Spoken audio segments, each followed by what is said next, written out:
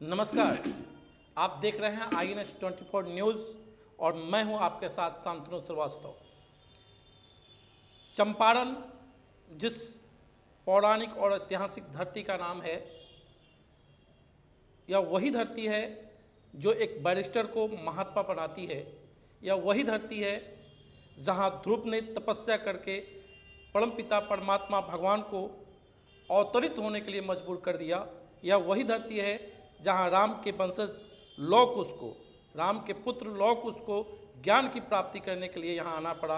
यह वही धरती है जहाँ अज्ञातवास के समय द्रौपदी ने बाबा सोमेश्वरनाथ की पूजा की थी और यह धरती हमेशा इतिहास को रचती रही है। और इस धरती ने न जाने कितने ऐसे नौजवानों को, ऐसे व्यक्तित्व को जन्म दिया है जो भारत की संस्कृति और सभ्यता को दुनिया के रंगमंच पर फैलाने का काम करते रहे हैं। ऐसे ही आज हम मौजूद हैं हमारे बीच इस शहर के जाने माने नायाब हस्ती और डिस्ट्रिक्ट कोऑर्डिनेटर, इंटेलेक्चुअल बीजेपी, एक मोटिवेशनल स्पीकर, फाउंडर मेंबर, नई राहें चंपारण सांस्कृतिक महोत्सव समिति, president Julian cricket club Motihari, district president ABKM east Champaran, DO LIC Motihari और चंपारण के पौराणिक इतिहास के प्रसिद्ध विद्वान श्री अनिल कुमार वर्मा जी, बहुत बहुत स्वागत है सर आपका हमारे तमाम दर्शकों के तरफ से। आज बाबा का पावन दिन है, महाशिवरात्रि का दिन है। बाबा की कृपा हम सभी पर बनी रहे और इसी शुभकामनाओं के साथ मैं सर्वप्रथम चाहता हूं कि आप बताएं हम सभी को कि जीवन में यहाँ के नौजवान, क्योंकि आप एक मोटिवेशनल स्पीकर हैं, भारतीय संस्कृति और सभ्यता को आज के युवा कैसे बचाएं और इस संस्कृति सभ्यता को लेकर वो दुनिया के रंगमंच पर कैसे जाएं ताकि पुनः हमारा देश भारत जगत गुरु के पद पर पदस्थापित हो सके। बहुत बहुत धन्यवाद शांतनु जी। और आज इस पावन मौके पर आपने मुझे यहाँ बुलाया, मौका दिया। सबसे पहले तो आज के इस अवसर पर महाशिवरात्रि की ढेर सारी बधाई, शुभकामनाएं। देवों के देव महादेव से मेरी प्रार्थना है कि वो सबों का कल्याण करें, सबों की मनोकामना पूर्ण करें। और जहाँ तक आपने सभ्यता और संस्कृति की बात की और कि यहाँ के युवा किस रूप में उसको लें और कैसे आगे बढ़ें और उसको देश और विदेश में कैसे बढ़ाएं, तो सभ्यता और संस्कृति जो चीज़ है वो हमें विरासत में मिली है और भारत में उसकी कहीं कमी नहीं है जी। हमें सिर्फ पीछे का थोड़ा सा अवलोकन करना है कि हमारी सभ्यता और संस्कृति की शुरुआत कैसे हुई और जो हमारे बड़े बड़े लोग बने जिन्होंने सभ्यता और संस्कृति को सिर्फ भारत में नहीं बल्कि विदेशों में भी, जैसे स्वामी विवेकानंद जी जी जी वैसे कई हस्तियां हैं।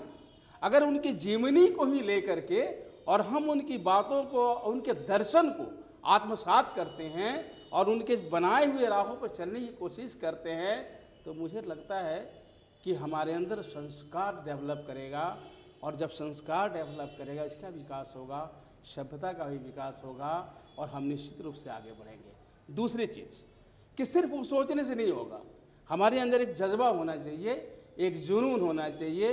पहले तो हमें एक लक्ष्य निर्धारित करना होगा, जिस चीज़ में हो, जहाँ भी हो, हम जो बनना चाहते हैं, जो करना चाहते हैं, अगर हम एक लक्ष्य निर्धारित कर लेते हैं और उस लक्ष्य के प्रति समर्पित होकर के अगर हम उस राह पे चलते हैं तो निश्चित रूप से हम कामयाब होंगे और कामयाबी जो है ना हमारी कदम चूमेगी। बहुत अच्छी बात आपने बताई। एक और प्रश्न जो है हमारे जहन में आ रहा है कि एक उच्च पद पर जाना जरूरी है, लोग जाते हैं और उच्च पद पर अपने लक्ष्य के अनुसार कोई DM बनता है, कोई SP बनता है, कोई प्रधानमंत्री बन जाता है, लेकिन अच्छे व्यक्तित्व का स्वामी कैसे बने? देखिए, अच्छा व्यक्तित्व होना ये भी एक कर्म से ही संबंधित है जी। और इसके जो इंसान का गुण है ना वो कई पार्ट में विभाजित होता है। एक, आप अपने कर्म से किसी ऊंचाई को प्राप्त करते हैं, किसी पद को प्राप्त करते हैं। दूसरे, आप अपने कर्म और अपने व्यवहार के माध्यम से समाज में अपने आप को एक अलग रूप में स्थापित करते हैं। कहा जाता है ना कि हर इंसान जो काम करता है वो करता है। एक नौकरी करने वाला व्यक्ति एक ढर्रे पे काम करता है, उसका एक बनाया हुआ है सिद्धांत है, उसके अनुसार काम करता है, सब चीज़ प्रिस्क्राइब्ड है। लेकिन जो उससे अलग हट कर के कोई काम करता है, अलग अंदाज में करता है, उसी आदमी को एक अच्छे व्यक्तित्व के रूप में आदमी देखता है, थोड़ा अलग से उसका नज़रिया अलग होता है। एक आप सुने होइएगा, बहुत ही एक प्रमुख ये वक्ता कहिए, विचारक कहिए, मोटिवेटर कहिए, शिव खेड़ा जी। शिव खेड़ा जी, हाँ, उनकी उनकी किताब एक है जीत आपकी में उन्होंने ये लिखा है कि, और उनकी जो 2 पंक्तियाँ हैं, उन्हीं 2 पंक्तियों से शिव खेड़ा विजेता बन गए। भले ही वो कहते हैं कि आप विजेता बन सकते हैं, लेकिन मैं कहता हूँ कि 2 पंक्तियों ने उनको काफ़ी आगे बढ़ा दिया। और वही पंक्ति थी कि हर इंसान काम को उसी रूप में करता है, लेकिन विजेता जो होता है ना, उसी काम को एक अलग अंदाज से करता है, अलग ढंग से करता है। सो बी समथिंग डिफरेंट। अगर आप कुछ डिफरेंट रूप से उसी काम को अलग अंदाज से, अलग ढंग से करते हैं, तो निश्चित रूप से आपके व्यक्तित्व में निखार आता है और समाज में आपको दूसरी नज़र से लोग देखता है। एक प्रश्न है, आपने व्यक्तित्व की बात कही, सभ्यता की बात कही, संस्कृति की बात कही, युवाओं की बात कही। आज हमारा ये जो चंपारण है, ये चंपारण पौराणिक इतिहास से बड़ा पड़ा है, जैसा कि आप भी जानते हैं, हम लोग थोड़ा बहुत पढ़े हैं, वो भी जानते हैं। फिर भी हमें जैसा लगता है बापू की कर्मभूमि रहने के बाद भी बापू यहाँ उपेक्षित हैं। यहाँ के लोग जो हैं बापू को आत्मसात नहीं कर पाए हैं, क्योंकि अभी अभी घटना घटी, बापू की मूर्ति के साथ तोड़फोड़ कर दिया गया। तो बापू को आत्मसात करने का क्या तरीका है, ये बताइए। देखिए, बापू को आत्मसात करने का ये है कि उनके जो सिद्धांत हैं, उनकी जो सोच है, उनके जो विचार हैं, अगर उन्हें हम आत्मसात करते हैं तो बापू को आत्मसात कर लिए। रही बात जिस बात की आपने कहा कि मूर्तियों को तोड़ी गई, तो मुझे लगता है कहीं ना कहीं प्रबंधन में समस्या है। जी, हम वहीं पढ़ा रहे थे। हाँ, जिसको हम लोग ठीक से नहीं देख पाते हैं और ठीक से उसका सुचारू ढंग से, अभी जैसे हमने सुना था कि बात हुई है कि अब जो होगा उस तरह के जो धरोहर्स हैं, जहाँ पर वैसे स्टैचू बने हुए हैं, उनके लिए एक कमेटी का निर्माण हो रहा है, जो कमेटी उसका देख रेख करेगी, जो शायद पहले नहीं हुआ था। तो अगर वैसा होता है तो उसकी देख रेख होगी और लोग देखेंगे, देखभाल होगा, उसमें गार्ड होंगे। लेकिन हम नागरिकों का भी एक कर्तव्य होता है। अगर हम वहाँ जाते हैं, जैसे राजेंद्र प्रसाद जी की, देशरत्न राजेंद्र प्रसाद जी की प्रतिमा है राजेंद्र बाल उद्यान में। आज कल मैं वहाँ गया था तो मैंने देखा कि आप साफ़ सफाई काफ़ी अच्छी हो गई है, क्योंकि वहाँ पर एक माली को दिया हुआ है। अब माली वो इसका केयर टेकर का काम कर रहा है, तो अभी ठीक है। पहले क्या था, उस तरह से वहाँ कोई जाता नहीं था, कोई देखने वाला नहीं था। लाइकवाइज इस तरह की अगर सारी चीज़ों को, बहुत सारे पार्क हैं, स्वामी विवेकानंद पार्क है और भी कई पार्क हैं जी, जिसको कॉन्ट्रैक्ट पर दे दिया गया है, जिसका केयर टेकर है, उसे फीस लगता नहीं, पैसे लगते हैं, टिकट है, बच्चे जाते हैं, एंजॉय करते हैं। तो उस तरह की व्यवस्थाएं अगर होती हैं तो ऐसा कुछ नहीं है कि इसका सुधार नहीं होगा और अच्छा नहीं होगा। ये घटना जो घटी थी निश्चित रूप से वो निंदनीय है और मुझे लगता है कि ऐसा नहीं होना चाहिए था। लेकिन समाज में अगर बहुत सारे सही लोग हैं तो कुछ तो ऐसे भी लोग हैं जो एक और प्रश्न, चूँकि आप बीजेपी से हैं और ये मोतिहारी पौराणिक दृष्टिकोण से, पर्यटन के दृष्टिकोण से इसका विकास नहीं हो पाया, जबकि ये पूरे वर्ल्ड में, पूरे दुनिया में आप कहीं भी जाएं तो चंपारण का नाम वहाँ आता है। तो यहाँ क्या कारण है कि पर्यटक जो है यहाँ नगण्य मात्र के कभी कभी देखने को मिलता है यहाँ, जबकि पर्यटन मंत्री भी बीजेपी के रहे हैं, कम दिनों के लिए रहे लेकिन रहे हैं। तमाम बीजेपी के जो सांसद यहाँ रहे हैं, कई बार वो भी कैबिनेट मंत्री रहे हैं, लेकिन क्या कारण है कि पर्यटन दृष्टिकोण से इसका विकास नहीं हो पाया? देखिए, जहाँ तक विकास की बात करते हैं, निश्चित रूप से उस तरह का नहीं हो पाया है। लेकिन इधर के हाल के दिनों में देखिएगा तो जो हमारा ये मंदिर है, सोमनाथ मंदिर, सोमेश्वरनाथ मंदिर, अरेराज का बहुत बड़ा धाम है। और ऐसा नहीं है, वहाँ लोग जाते हैं और बहुत दूर दूर से लोग आते हैं। रही बात आपको वैशाली इसकी बात कीजिए, केसरिया बौद्ध स्तूप की बात, वहाँ भी लोग जाते हैं। हाँ, जिस रूप में आप विकास की बात कर रहे हैं कि बहुत दूर दूर से लोग आवे और ये समझे कि नहीं चंपारण भी एक पर्यटक स्थल है, जी। तो चंपारण को मैं समझता हूँ कि पर्यटक स्थल से ज़्यादा ऐतिहासिक भूमि जाना जाता है। जी जी जी। और ऐतिहासिक दृष्टिकोण से यहाँ लोग आते हैं और पर्यटन को उतना बढ़ावा नहीं दिया गया है, लेकिन कभी भी ये किया जा सकता है। और विकास की गति अब तेज हो गई है। और इधर जो अभी सर्किट बन रहा है, आप सुनिए, गांधी सर्किट या धर्म रामायण सर्किट, इस सब से जोड़ने की बात चल रही है। दूसरा प्रश्न है कि अभी हाल फिलहाल में हमारा ये नगर परिषद से नगर निगम में कन्वर्ट हुआ है, बदला है, तो अब ये नगर निगम में चला गया और यहाँ 2 प्रमुख पद हो जाते हैं, मेयर और उप मेयर, महापौर और उप महापौर। क्योंकि ये एक ऐसा पद है जिसके द्वारा इस शहर का निर्माण होना है। तो मैं ये जानना चाहता हूँ कि मोतिहारी महापौर के रूप में कैसे व्यक्तित्व के स्वामी को आना चाहिए। देखिए, बातें बहुत सारी चल रही है, हम लोग भी सुनते हैं। जहाँ तक मैं समझता हूँ कि ये जो पद है ये राजनीतिक पद नहीं है जी, लेकिन लोग शायद समझते हैं कि ये राजनीतिक पद है और राजनीति से इसे लोग जोड़ते हैं। ये बिल्कुल नहीं प्रशासकीय पद है। और प्रशासकीय पद पर वैसे व्यक्ति को होना चाहिए जिसका विजन जो है वो क्लियर है। 2-3-4 क्राइटेरिया जो मैं समझता हूँ, एक तो पढ़ा लिखा होना चाहिए, दूसरा कुछ करने का जज्बा होना चाहिए, तीसरा अनुभव भी होना चाहिए, चौथा प्रशासकीय क्षमता होनी चाहिए ताकि वो कुछ कर, और विजन बिल्कुल क्लियर होना चाहिए। If I have to do this job, मेरा एक प्लान बनना चाहिए कि इस काम को इस रूप में करना और इस रूप में अंजाम देना है। तो ये कौन कर सकता है? वही कर सकता है जिसके पास विजन हो और मिशन हो। तो विजन बनाने की जरूरत है और मिशन पे काम करने की जरूरत है। और वैसा व्यक्ति अगर आता है तो निश्चित रूप से शहर का विकास, शहर को चाहिए क्या? विकास चाहिए। विकास चाहिए। विकास क्या है? सीधी सी बात है, जो जनता है, जनता की सुख सुविधाओं पे जी उसका हम ख्याल रखें और उसके लिए कुछ काम करें तो बस हो गया, यही विकास है। एक और प्रश्न जो है मैं जानना चाहता हूं आपके माध्यम से कि मोती झील जो हृदय स्थली है इस मोतिहारी की, करोड़ों रुपया कई बार आमंत्रित हुआ, यहाँ के मंत्री महोदय ने भी उस पर काम किया, लेकिन वो रुपया, उस रुपया का क्या हुआ?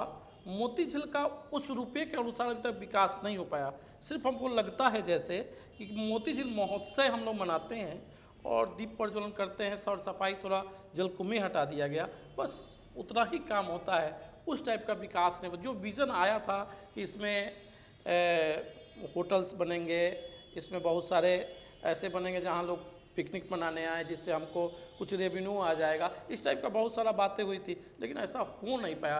तो चूँकि आपने विज़न की बात की है, तो मैं ये जानना चाहता हूँ कि यहाँ के जो नेतृत्वकर्ता रहे हैं उनका विज़न इस पर क्लियर क्यों नहीं था? देखिए, जहाँ तक आप बोल रहे हैं मैं इस बात से सहमत हूँ कि उस तरह का विकास नहीं हुआ है, लेकिन विकास की राह पर मोती झील है जी। और आप देखिए तो आज के डेट में सफाई काफ़ी अच्छी हो चुकी है। बहुत सारी जगह पर जो इंक्रोचमेंट था उसको तोड़ा भी गया है।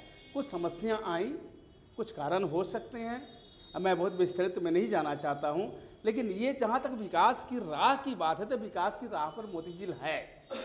और इधर आपको तो बहुत सारे, आप मोती ये गायत्री नगर रोड में आप जाइएगा तो वहाँ जाकर के देखिए कि चेक पोस्ट भी बन गया है जी जी। और रोविंग क्लब के पास जाइएगा तो वहाँ पर बोटिंग की भी सुविधा शुरू हो गई है।